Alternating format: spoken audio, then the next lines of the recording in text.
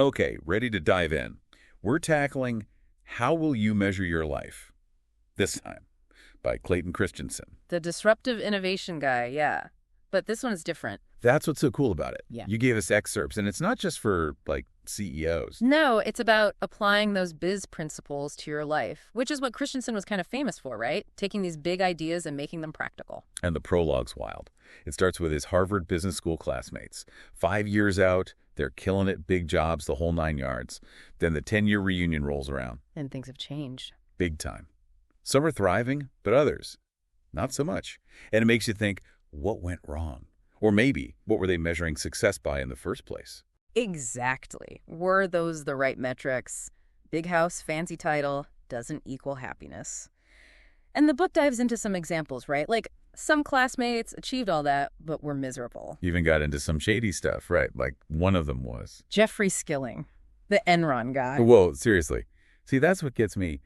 You think you know what success looks like, but there's always more to the story. Big time. So, this deep dive, it's about figuring out what success actually means for you, not just the surface stuff. And that's where Chapter 1 comes in, the difference between what to think and how to think. This is where it gets juicy. Christensen, he tells this story about Andy Grove, who was running Intel. Big deal CEO, right? Oh, yeah. And Grove, he asks Christensen to explain how this whole disruptive innovation thing applies to Intel. Now, you'd think Christensen just hands him a playbook, right? Makes sense. Big shot CEO comes calling. You got to have the answers. But that's not what Christensen does. He realizes he doesn't know Intel inside and out. So instead, he tells Grove this story about steel mini mills. Hold on. Steel mini mills. How does that help Intel? Because it's not about the specifics. It's about the framework. By explaining disruption through a totally different industry, Grove sees the parallels himself. So it's like teaching someone to fish versus just giving them a fish. Exactly. Give someone the answer, you help them once, teach them how to think, they're set for life. And that's what this book's trying to do, give you those tools, those mental models. And then it gets into how all this applies to your career, right? Like finding work that actually lights you up, not just pays the bills. And this is where those business principles get really interesting. Like, they talk about hygiene factors versus motivators in a job. Have you ever had a gig that, on paper, was great, good money, benefits, but you were still kind of meh about it? Oh, totally. Like comfortable, but not inspired. Right. Those are the hygiene factors. They stop you from being unhappy, but they don't make you love it. The motivators, though, that's the good stuff. Challenging work, feeling like you're actually making a difference. That's what gets you up in the morning. Exactly. So the question becomes, how do you find those motivators? Yeah. Does everyone need to quit their job and become an entrepreneur or something? Not necessarily. The book's not about giving you a step-by-step. It's about asking the right questions.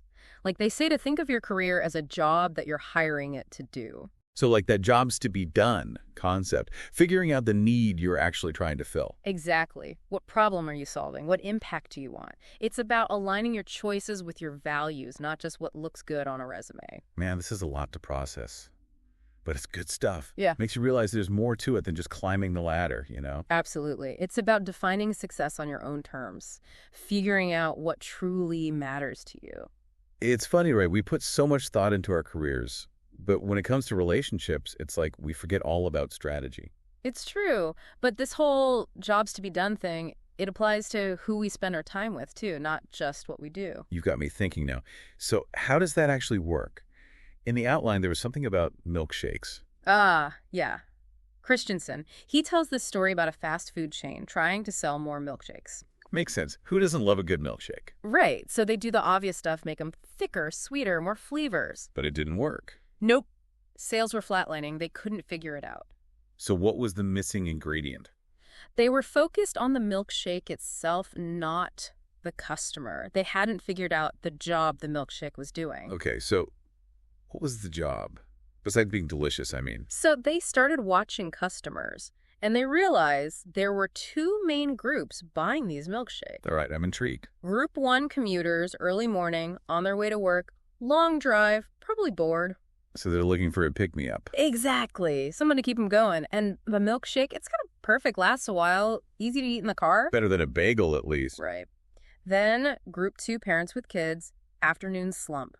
Okay, I think I see where this is going. This time, it wasn't about the milkshake, really. It was about peace and quiet. The universal need of parents everywhere. Seriously, the job was a bribe, basically. Something to keep the kids happy for a few minutes so the parents could breathe. It's brilliant when you think about it. They totally shifted their perspective. And that's the key with this jobs to be done thing. It's about understanding those deeper motivations. And it applies to relationships, too. Okay, so say you're talking about romantic relationships. Yeah.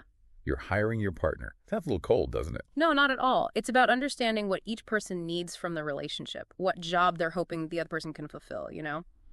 There's a story in the book about this couple, Scott and Barbara. So Barbara's had a terrible day, stressful, you name it. Scott wants to be a good husband, right? So he decides to surprise her, cleans the whole house, does all the chores. Sounds like a dream husband to me. What's wrong with that? Well, Barbara gets home and she's upset. No way. Seriously, why? Because that wasn't the job she needed him to do right then. She needed to vent, to connect. Cleaning, it was thoughtful, but It missed the mark. totally. He was trying to solve the wrong problem. And it's so easy to do that, even with the best intentions. I can definitely see myself doing that. It's like you think you know what the other person wants, but You're just projecting. That's where this framework comes in handy. It forces you to step back, ask, what does this person actually need from me right now? it's a good question to ask. Yeah. And not just with your partner, right? Friends, family. Everyone. We're all hiring each other for different jobs all the time. This is blowing my mind. It's like we're all just trying to get our needs met. In a way, yeah. But the cool thing is, once you understand that, you can start being more intentional about it.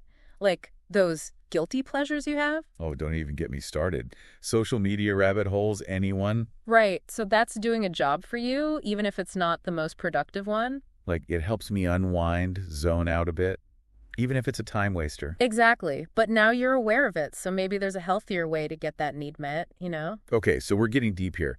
But how does this all connect back to that legacy idea? We started with measuring your life. Is it all just about finding the right jobs and the right people to hire? It's a big part of it. Because if you understand the why behind your choices, you can start building a life that reflects that.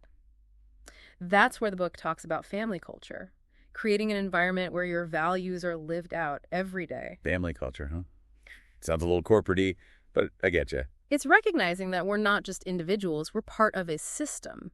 And like any system, it has its own culture, its own way of operating. So we're talking about family culture like it's this living, breathing thing. Right. It's not just a mission statement you put on the fridge. It's how you actually operate. But families change, right? Kids grow up, priorities shift. How do you keep that culture aligned or, I guess, realign it when things get out of whack? And that's where Christensen brings it back to disruption. Like, remember Blockbuster? Oh, how can I forget? R.I.P. Blockbuster, done in by Netflix. Exactly. They were so busy defending their corner of the market, they totally missed what was coming next. It's like they were stuck in the past, stuck in what used to work. And the same thing can happen in our lives, right? We get comfortable, we keep doing what we've always done, and suddenly things are off track. So how do you see that coming, though? Like, how do you avoid becoming Blockbuster? Well, Christensen talks about this thing called the 100% rule. Okay, I'm listening. And it sounds simple, but it's deep. You set boundaries, and you stick to them.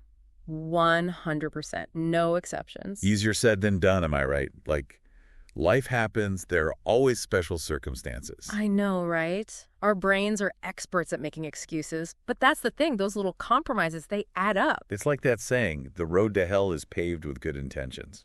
Exactly. So the 100% rule, it's about recognizing those moments where you're about to slip and holding the line. So it's about discipline, but also about self-awareness, I guess. Big time. Knowing your weaknesses, setting yourself up for success. Makes you think about all those little decisions. Right? like they might not seem like much in the moment, but It build up to something, and that's where legacy comes in, right? It's not just one big thing. It's all those little choices. it's about the kind of person you are day in and day out. And the impact you have on the people around you, your family, your friends, your work. It all adds up to something. This has been incredible, honestly. So much to think about in terms of my own life, my work, everything.